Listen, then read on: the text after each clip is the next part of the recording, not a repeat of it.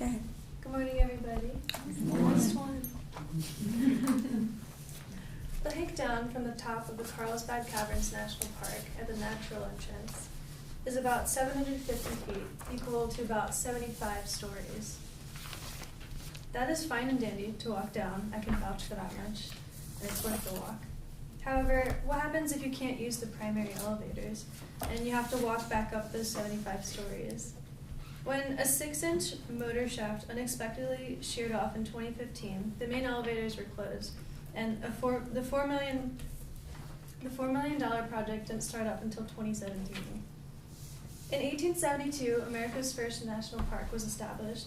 Yellowstone National Park was the first of its kind worldwide. The idea of government preserving an area for the enjoyment of its citizens was unique to the United States at the time. But since then, 143 other nations have adapted the idea to fit their culture and their own values. The potential economic, scientific, and spiritual benefits of national parks contributed to their appeal throughout the world, according to the International Encyclopedia of Environmental Politics.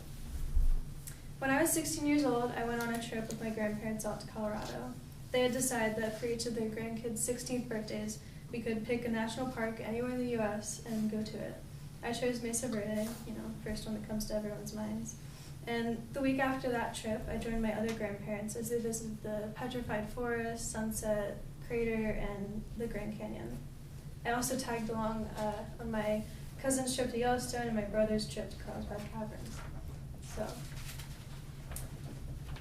I've read quite a lot of articles now about the history of the National Park Service. I skimmed the 400 or so pages of the 2017 National Park budget and have gone through many other articles. According to my survey, about 55% of you have been to a national park before. There are about 417 national park units across the United States.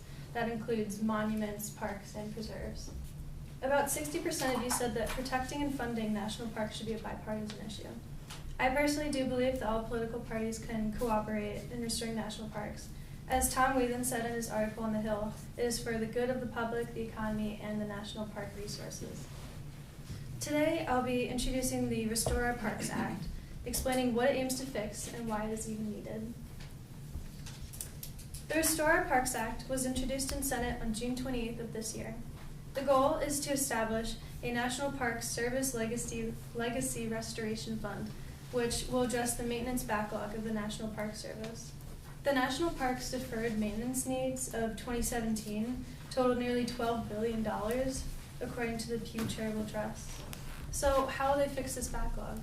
According to the bill itself on congress.gov, from 2019 to 2023, there shall be deposited in the fund an amount equal to 50% of all energy development revenues due and payable to the United States from oil, gas, and coal, or alternative or renewable energy development on federal land and water.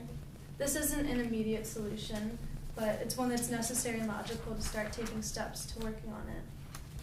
Now that I've introduced the Restore Our Parks Act, I will explain what the fund aims to fix.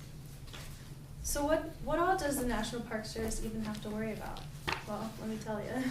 According to the Pew Charitable Trust, there are 5,500 miles of paved roads, more than 28,000 buildings, parking lots, 1,700 road bridges, marina waterfront systems, maintained landscapes, nearly 18,000 miles of trails, some of which are paved, water systems for more than 331 million visitors a year. There's nearly 1,000 monuments, electrical systems, more than 75,000 archaeological sites, and the list goes on. In general, nationalparkstraveler.org says that at parks you'll find failing wastewater, treatment facilities, rotting buildings, and even the risk of demolition by neglect. Many parking lots are crumbling, dams are in serious condition, and employee housing in some parks is shabby. National parks bring in tourists and can be a small town's lifeline. In 2015, visitor spending supported about 295,000 jobs, giving a $32 million boost to the economy, as listed on thehill.com. Slowly but surely, local communities will be negatively affected as visitors are turned off by maintenance issues. Now that I've explained what there is to fix, I'll explain why it hasn't been fixed already. Why hasn't this already been taken care of? The last comprehensive infrastructure effort was in 1966, called Mission 66, which included over 120 visitor centers. That's about 52 years ago now. As the National Parks Traveler states, George W. Bush pledged in 2001 to wipe out in 5 years the Park Service's maintenance backlog, and back then it was only $4.9 billion.